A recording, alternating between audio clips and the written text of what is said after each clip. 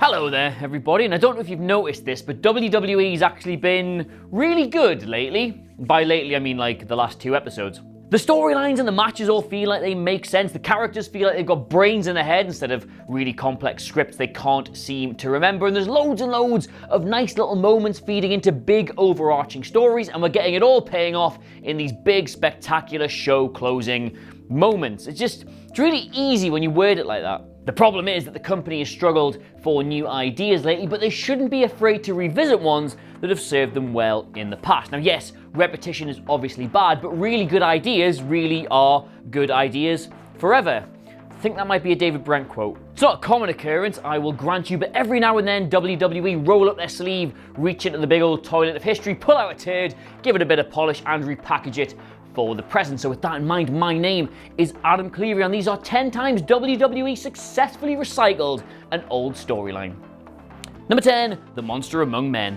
For as long as he was able to feed them to Hulk Hogan, and more on that later, Vince McMahon has always put his faith and, more importantly, his money in really big, hairy, lumpy men. Braun Strowman was the most recent beneficiary of being born, well, absolutely massive, his poor mother, but he was at least the perfect compromise between Vince's weird fetish and being actually good. We haven't seen one of those since Brock. Lesnar was the original working monster, let's call him, and he would obliterate both greats and goobers on the way to his first ever WWE Championship in like 2002. Interestingly though, on his way back to reclaiming that title, Lesnar had to go through the Big Show to mark himself out as the big man in the company, as the most dominant force on the entire roster, and it looked like they were going to do that with Braun, but then they didn't because they still wanted to protect Lesnar. So yeah, recycled successfully to a point.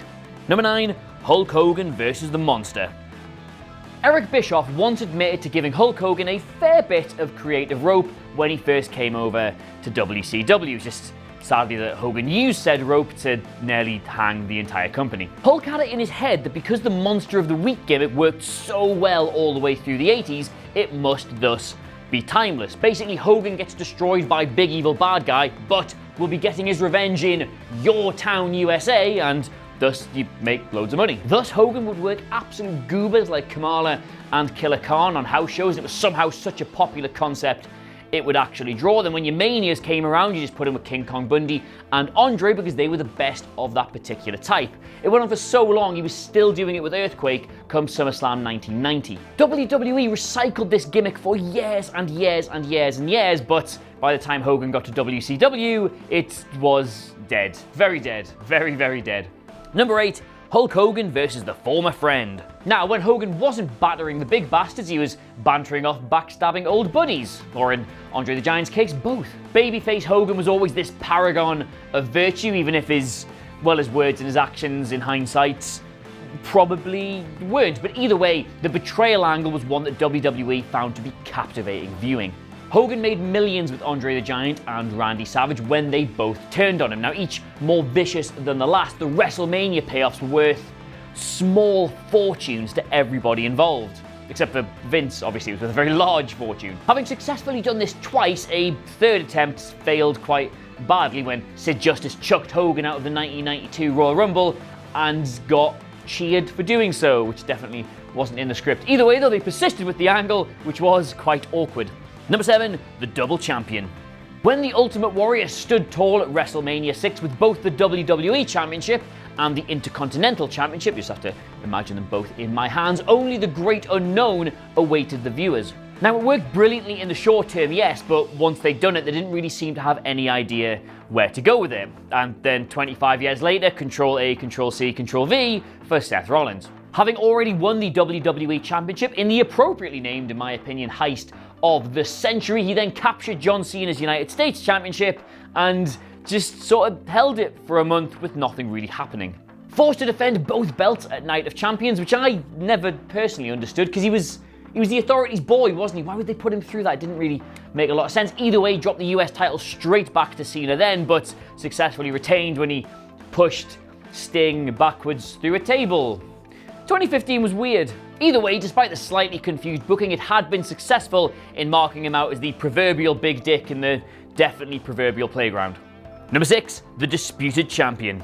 Shawn Michaels was absolutely livid in 1993 when he failed a drug test and managed to fall out with WWE in the process. Interestingly, the second time he'd managed to lose a belt without needing to be pinned. That being said though, returning from suspension in November with the title he'd been stripped of in tow was a genius move by the company. Plus, it set up that ladder match at WrestleMania 10 with Razor Ramon, which was an elegant solution to a very, very complicated problem. But all that being said though, wasn't quite CM Punk returning to Raw, was it? In 2011. Ultimately, the voice of the voiceless returned way too soon from his self-imposed exile, but that moment did generate nuclear heat going into his SummerSlam match with John Cena. Now yes, I know Triple H, Kevin Nash, they did ruin the story overall, but for that moment, perfect.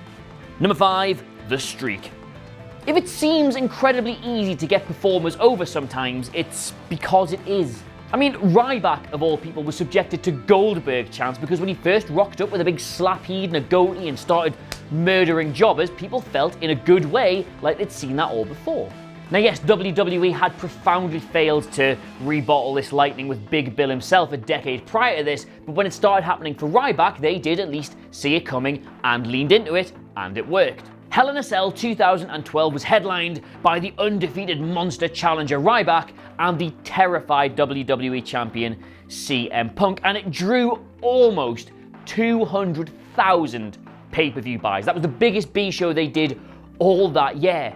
Gotta keep in mind, by the way, that's back when the whole pay-per-view model was seen as being in decline, so to get that kind of buy rate is a tremendous achievement in terms of how well they booked Ryback. I know it feels really weird to say. Number 4, DX in disguise. The DX parodies of both the Nation of Domination and the Corporation popped audiences near to death back in the day, even if, admittedly, they've not aged all that well. You can't do that. But you have to hand it to them, it did work twice in a very short space of time back in the 90s because, yes, as well as there being some immensely problematic moments, there were also some absolutely piss funny ones. The Road Dogg and D'Lo Brown especially. Not long after that, they turned their attention to the Corporation and, dear God, X-Pac send-up of Ken Shamrock still gets me to this day, although it's nothing compared to Chyna's go on the Big Boss Man. Just give it a watch. Number 3, earning your stripes. Every took the urn at some point, didn't they? Even though this plan to disable The Undertaker by stealing the ashes of his dead parents never once worked. Mind you, nobody had a bigger thing for it than Ted DiBiase. Paid off them druids to let IRS steal it, then he got Kama to melt it down and turn it into jewelry. Then he got Mabel to steal that necklace because Kama had been buried in a coffin. The guy was obsessed with it. Paul Heyman took it twice, but like in 2004, using it to joke about the death of Paul Bearer was considerably funnier than using it to mention the actual death of Paul Bearer in 2013. Anyway, I didn't really understand the whole point of this because everybody who stole it just got beat in the end. It didn't really do anything. Either way, though, WWE must have seen something in this idea because they wouldn't have kept doing it over and over and over and over again if it was a bad idea, would they? Number 2, a McMahon in every corner. Fair play to Vince McMahon on this one. He might be the kind of guy whose idea of 4 players just punching a hole in the wall and then asking you if you came, but this must have taken some gumption. At WrestleMania 16, Vince, Shane, Steph, and Linda were in the corners of The Rock, The Big Show, Triple H, and Mick Foley, respectively. A big, self-indulgent McMahon in every corner angle on the company's biggest stage. The kind of thing you could only get away with once. Except, no, they did it again next year. Shane O'Mac went to war on behalf of his medically comatose mother in a wheelchair to try and stop his megalomaniacal evil father from inflicting even more emotional and physical trauma on her. But then Stephanie got sucked in as well in this really creepy war between her and McMahon's Twinkie-turned-torture victim, Trish Stratus, to see who could lay claim to being Daddy's little girl. It's one of those stories, that one, isn't it? If you've got friends who don't like wrestling, you try and explain it and you look like such a weirdo. But still, in spite of how awful and creepy and disgusting it sounds on paper, Linda rising from her chair to kick her husband in the grapefruits nearly stole the show on the company's greatest ever show. Now yes, stuff like this is the reason they still will only rely on themselves to fix any of the company's perceived ills, but as bad as that is, I don't care. This pay-per-view 1-2 punch was both box office and brilliant. Number 1, the toughest SOB and the man. The comparisons between the meteoric rise of Stone Cold Steve Austin and the resilient rebirth of Becky Lynch were incredibly obvious even before she was carted off Raw in handcuffs. Violating her suspension to deck Natalya and absolutely anybody else she could get her hands on, WWE bosses were left with no other option than to restrain her with the full force of the law. Pretty much the exact same control they had to exert over the Texas Rattlesnake. Austin was so often in trouble with the law that he just didn't care about the fight anymore. Think of all those iconic images in your head of him being carted away up the ramp, still talking, still cursing, still giving Vince the finger. It's the physical embodiment of that great "he doesn't give a damn" call that JR used to do.